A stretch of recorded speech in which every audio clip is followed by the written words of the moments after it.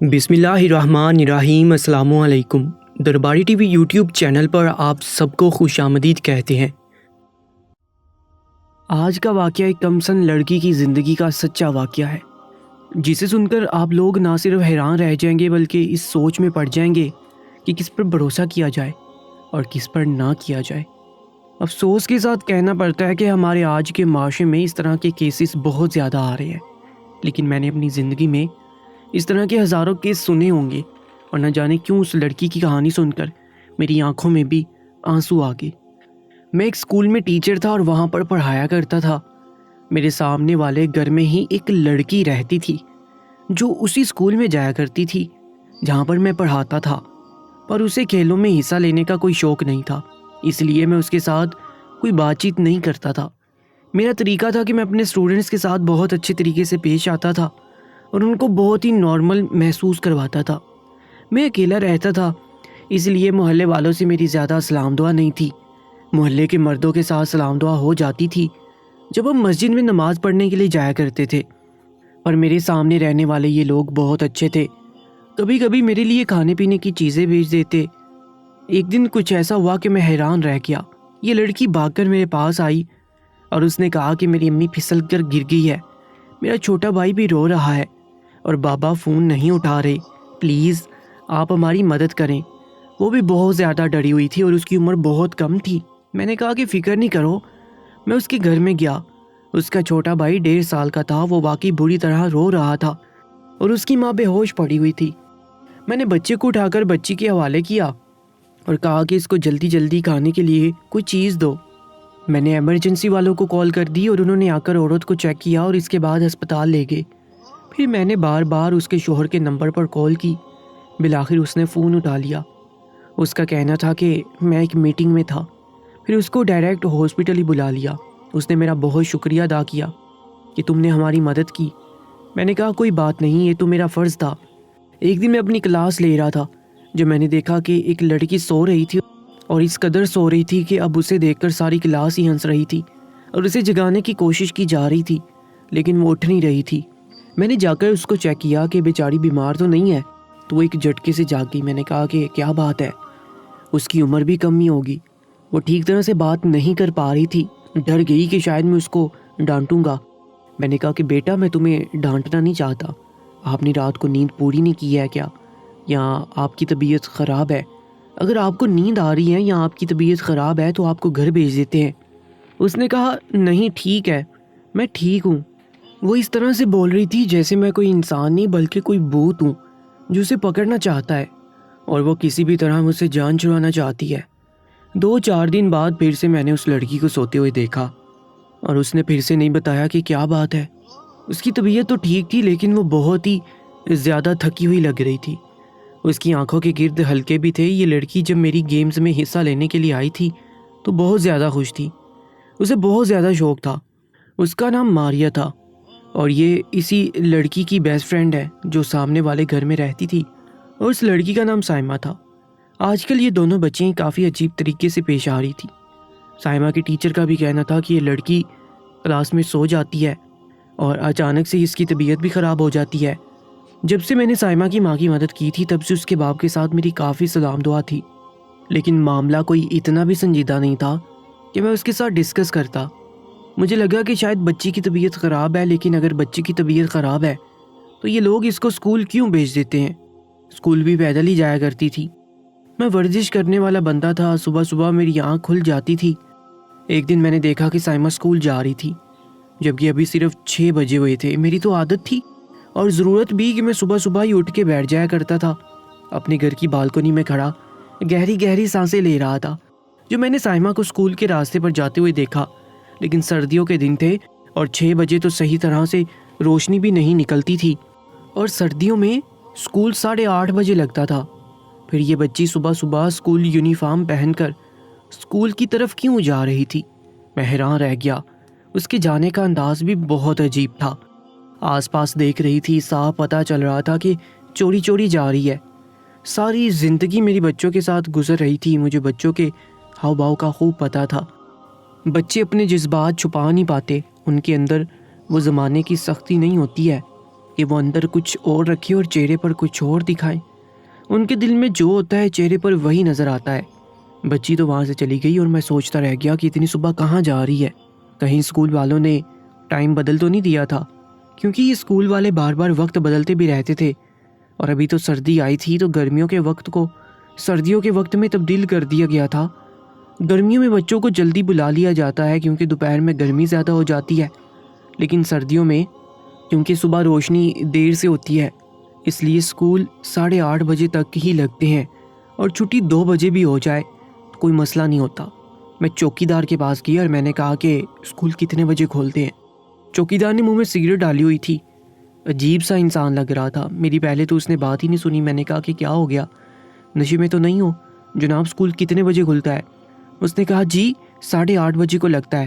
تو میں تو 7:30 بجے آتا ہوں، 8 بجے تک بچے آنا شروع ہو جاتے ہیں، اتنے میں 7:30 بجے تک اسکول کھول دیتا ہوں، لیکن بچے 8:30 تک ہی سارے آتے ہیں۔ میں نے کہا کہ تمہیں یقین ہے کہ 6 بجے کوئی بچہ نہیں آتا؟ وہ تھوڑا گھبرا گیا۔ اس نے کہا کہ اب 6 بجے بچہ کیوں آئے گا، کون سے ماں باپ اپنے بچوں کو گھر سے نکالیں گے؟ میں نے کہا کہ تمہیں یقین ہے کہ بچے نہیں آتے ہیں؟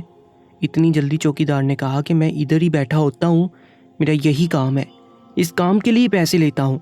اگر کوئی بچہ بہت جلدی بھی آ جائے تو وہ 7:30 سے پہلے نہیں آتا، لیکن سردیوں کے موسم میں کہاں کوئی اتنی جلدی گھر سے نکلتا ہے، بستری لوگوں کو نہیں چھوڑتا۔ اس بات پر چوکی دار ہنسنے لگا۔ میں نے کہا کہ زیادہ دانت دکھانے کی ضرورت نہیں ہے، جتنا میں نے سوال پوچھا ہے اس کا تم جواب دو۔ میں نے سائمہ کی کلاس ٹیچر سے اس کے بارے میں پوچھا۔ اس نے کہا کہ پہلے تو یہ لڑکی پڑھائی میں بہت اچھی تھی، سارے ٹیسٹ اس کو یاد ہوتے تھے، لیکن آج کل کہیں کھوئی کھوئی رہتی ہے، کلاس میں اگر سو جاتی ہے اور شکل سے بھی بیمار لگ رہی ہے۔ میں نے کہا کہ آپ نے اتنا بڑا بدلاؤ دیکھا لیکن کچھ کیا نہیں۔ اس نے کہا کہ میں کیا کر سکتی ہوں، 70 بچوں کی کلاس ہے میرے پاس، ہر ایک پر نظر نہیں رکھ سکتی۔ پھر بھی میں نے اس کو اتنا کہا تھا کہ اپنے گھر سے اپنی امی کو بلا کر لانا، ان سے کوئی بات کرنی ہے، لیکن پھر میں خود بھی یہ بات بھول گئی اور وہ بھی اپنی ماں کو بلا کر نہیں لائی۔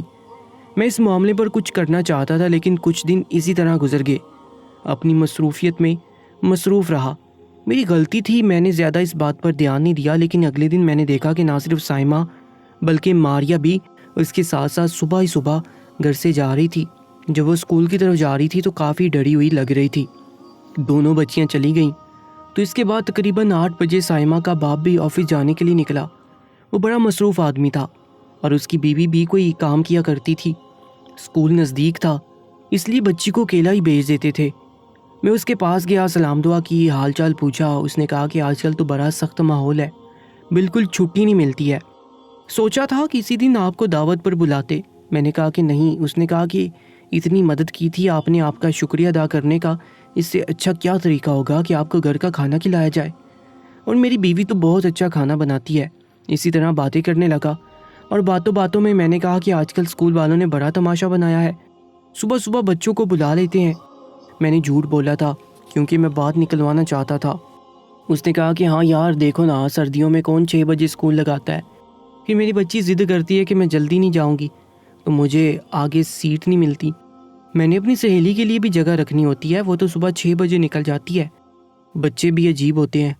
وہ وہاں سے چلا گیا۔ ظاہر ہے اسے یہ بات اس کی بیٹی نے بتائی تھی کہ اسکول 6:30 بجے لگتا ہے، جبکہ اسکول 8:30 بجے لگتا تھا۔ میں حیران تھا کہ یہ دونوں بچیاں کوئی نہ کوئی گڑبڑ کر رہی ہیں، اور اس بات پر مجھے بہت حیرانی ہوئی تھی کہ یہ اس عمر میں کیا کر سکتی ہے۔ میں نے سوچ لیا کہ مجھے ان کا پیچھا کرنا چاہیے کہ یہ اسکول کا بہانہ بنا کر کہیں اور تو نہیں چلی جاتی۔ میرا دماغ صرف یہیں تک سوچ سکتا تھا کہ اسکول کا بہانہ بنا کر کسی پارک وغیرہ میں چلی جاتی ہوں گی، 2 گھنٹے وہاں پر کھیلتی رہتی ہوں گی اور پھر اسکول چلی جاتی ہوں گی، کیونکہ چوکی دار نے کہا تھا کہ بچے تو 7:45 ہی آنا شروع ہو جاتے ہیں۔ ویسے آج کل کسی کا کوئی بھروسہ نہیں تھا، زمانہ بہت خراب ہو چکا تھا۔ میرے گھر میں میری بیوی نہیں تھی اور میرے ماں باپ اس دنیا میں نہیں تھے۔ میں جب اکیلا بیٹھتا تھا تو خبریں سنتا رہتا تھا، اور خبروں میں تو اس طرح کے واقعات سن کر میرا دماغ کافی جاسوسی ہو گیا تھا، اور میں بہت زیادہ الرٹ بھی رہتا تھا، کیونکہ میں بچوں کے اسکول میں پڑھاتا تھا اور وہ سارے بچے میری ذمہ داری تھی۔ میں کوئی برا انسان نہ تھا، ایسا انسان نہیں تھا کہ کسی کے ساتھ کچھ برا ہوتا دیکھوں یا کسی پر مصیبت آ جائے میں دیکھوں پر چپ چاپ وہاں سے یہ سوچ کے گزر جاؤں کہ یہ میرا معاملہ تو نہیں ہے۔ اب مجھے کچھ نہ کچھ کرنا تھا، اور میں نے سوچ لیا تھا کہ مجھے ان بچیوں کا پیچھا کرنا ہوگا۔ میں اپنے ٹائم سے پہلے جاگتا رہا 2 دن تک، لیکن وہ بچیاں گھر سے باہر نہیں نکلیں۔ اور ایک دن، جس دن پہلے سرکاری چھٹی ہوا کرتی تھی لیکن اب چھٹی نہیں دی گئی تھی، اور یہ اتوار کے بعد کا دن تھا جس میں زیادہ تر بچے چھٹی کرتے تھے، کیونکہ ان کو پتہ ہوتا تھا کہ آج بہت سارے ٹیسٹ ہوں گے۔ اس دن بچے اسکول نہیں آیا کرتے تھے۔ میں نے دیکھا کہ آج وہ دونوں بچیاں اسکول کی طرف جا رہی تھیں، اور یہ 6 بجے کا وقت تھا۔ میں نے اینک پہن لی، ٹوپی سے اپنا منہ چھپا لیا اور آہستہ آہستہ ان کا پیچھے کرنے لگا، اس طرح کہ ان کو پتہ نہ چلے، کیونکہ وہ تو مجھے اچھی طرح جانتی تھی کہ یہ ہمارا گیم والا ٹیچر ہے۔ میں ان کا پیچھا کرتا رہا اور یہ دیکھ کر حیران ہو گیا کہ وہ دونوں اسکول کی طرف ہی جا رہی تھی، لیکن اسکول تو اس وقت بند تھا، اور اسکول کی سائڈ پر جو ہم نے چوکیدار کو ایک کمرہ دے رکھا تھا اس کا دروازہ کھلا ہوا تھا۔ اتنی دھند تھی کہ ٹھیک سے انسان بھی نظر نہیں آتا تھا۔ میں نے دیکھا کہ وہ بچیاں اس کمرے تک گئیں اور اس کے بعد وہاں سے غائب ہو گئیں۔ اس کا مطلب یہی تھا کہ وہ اس کمرے میں چلی گئیں۔ میں حیران رہ گیا کہ ان بچیوں کا چوکیدار کے کمرے میں کیا کام ہے، اور تھوڑی دیر کے بعد دروازہ بند ہونے کی آواز آئی۔ میری تو روح لرز گئی، مجھے سمجھ نہیں آتا کہ میں کیا کروں۔ میں پوری طرح سے گھبرا گیا تھا، جیسے انسان لاجواب ہو جاتا ہے۔ میرے ہاتھ پاؤں پھول گئے تھے۔ تھوڑی دیر کے بعد دروازہ کھل گیا اور وہ بچیاں وہاں پر نہیں تھیں، لیکن اسکول کے شاید اندر چلی گئی تھیں۔ دل تو کیا کہ ان کے پیچھے جاؤں، اگر چوکیدار مجھے دیکھ لیتا تو کوئی گڑبڑ ہو جاتی۔ میں تھا بھی اکیلا، میں سمجھ گیا تھا کہ وہاں پر کیا ہو رہا ہے، لیکن اگر میں اکیلا ہی اسے روکنے کے لیے وہاں پر چلا جاتا اور پھر وہ میرے ہاتھ سے نکل جاتا تو وہ یقیناً وہاں سے بھاگ جاتا اور کبھی بھی ہم کو نہیں ملتا۔ پھر ہم اس کو پکڑتے کیسے، اور وہ کہیں اور جا کر بھی یہی کام کرتا۔ مجھے ابھی بھی یہ سوچ کر غصہ محسوس ہو رہا تھا، مجھے خود سے نفرت ہو رہی تھی۔ دل کہہ رہا تھا کہ میں اکیلا اتنا بے بس کیوں ہوں، لیکن اکیلا انسان اور ایک ایسا انسان جس کے ساتھ کچھ لوگ ہو، ان دونوں میں بہت فرق ہوتا ہے۔ یہ حقیقت کی دنیا ہے، یہاں پر آپ کو کچھ کرنے سے پہلے 1000 بار سوچنا پڑتا ہے اور کوئی نہ کوئی لائحہ عمل بھی بنانا پڑتا ہے۔ لیکن میں دیر کرنے کے موڈ میں بالکل بھی نہیں تھا۔ میں نہیں چاہتا تھا کہ وہ بچیاں ایک اور دن بھی اس بندے کے پاس جائیں، اس لیے میں نے سوچ لیا تھا کہ مجھے کیا کرنا ہے۔ آج بھی میں نے کوئی بھی کلاس نہیں لی اور اپنے آفس سے بھی سب کو بھیج دیا۔ اس کے بعد میں نے سوچ لیا کہ میں ان بچیوں کو بلاؤں گا اور ان سے پوچھوں گا۔ اسی دن میں نے ان بچیوں کو بلایا اپنے آفس میں۔ میرے آفس میں کوئی بھی نہیں تھا۔ میں نے ان سے بہت آرام سے بات شروع کی تھی۔ میں نے کہا، کیا تم لوگوں کو مجھے کوئی بات بتانی ہے؟ تم لوگوں کی پڑھائی کیسی جا رہی ہے؟ کیا سب کچھ ٹھیک ہے؟ یا ایسی کوئی بات ہے جو تم مجھے بتانا چاہو؟ انہوں نے کہا کہ ایسی کوئی بات نہیں ہے، سب کچھ ٹھیک ہے۔ ان کے چہروں پر ساری داستان لکھی تھی، لیکن وہ پھر بھی ایکٹنگ کرنے کی کوشش کر رہی تھی۔ اگر مجھے پتہ نہ ہوتا تو شاید میں اس جھوٹ کو سچ بھی مان لیتا، لیکن ابھی تو مجھے سب کچھ پتہ تھا۔ جب انہوں نے بار بار انکار کیا اور کہا کہ نہیں سب کچھ ٹھیک ہے، تو پھر مجھے غصہ آ گیا اور میں نے ان کو کہا کہ میں نے سب کچھ دیکھ لیا۔ پہلے انہوں نے خوب انکار کیا کہ ہم لوگ نہیں تھے۔ میں نے کہا کہ مجھے سچ بتا دو، تم لوگ وہاں پر کیا کر رہی تھی؟ میں غصے سے بول رہا تھا، اس لیے شاید وہ ڈر رہی تھی۔ پھر میں نے ان سے پیار سے پوچھا، میں نے کہا کہ مجھے پوری بات بتاؤ، اگر تم لوگ کسی مصیبت میں ہو تو میں تمہاری مدد کر سکتا ہوں۔ ان میں سے ایک بچی نے رونا شروع کر دیا، وہ پھوٹ پھوٹ کر رونے لگی، یہاں تک کہ اس کی ہچکی بند گئی۔ میں نے اسے پانی پلایا۔ میں نے کہا کیا بات ہے؟ پھر میں نے سائمہ سے پوچھا، میں نے کہا تم بتاؤ کیا بات ہے؟ اس نے کہا کہ وہ چوکیدار وہ ہمیں بلاتا ہے۔ میں نے کہا کیا مطلب وہ بلاتا ہے اور تم لوگ چلی جاتی ہو؟ تم لوگ پاگل ہو کیا؟ کرتا کیا ہے وہ تمہارے ساتھ؟ اس سوال پر وہ خاموش ہو گئی، لیکن جواب میں جان گیا تھا کہ وہ صبح صبح 2 کمسن لڑکیوں کو اپنے کمرے میں بلا کر وہاں پر کیا کرتا ہوگا۔ وہ بلائے گا تو کیا چلی جاؤ گی؟ یہ بات اپنے ماں باپ کو کیوں نہیں بتائی؟ سائمہ نے کہا کہ ہم نے غلطی کی تھی اور اس نے ہمیں دیکھ لیا تھا۔ میں ان کی یہ بات سن کر حیران رہ گیا کہ کون سی غلطی، ایسی کیا غلطی کر سکتی تھی وہ دونوں لڑکیاں جس کی وجہ سے اس درندے کو موقع مل گیا ان کو بلیک میل کرنے کا۔ ظاہر ہے کہ کوئی نہ کوئی وجہ ضرور تھی، ورنہ وہ اس بارے میں کسی نہ کسی کو تو ضرور بتاتی۔ میں نے کہا کہ کون سی غلطی؟ اس نے کہا کہ ہم لوگوں کو میتھ کے سوال نہیں آتے تھے اور ہم لوگوں نے میتھ کا پیپر چوری کر لیا تھا اور اس نے دیکھ لیا تھا۔ اس نے کہا کہ وہ یہ بات سب کو بتا دے گا۔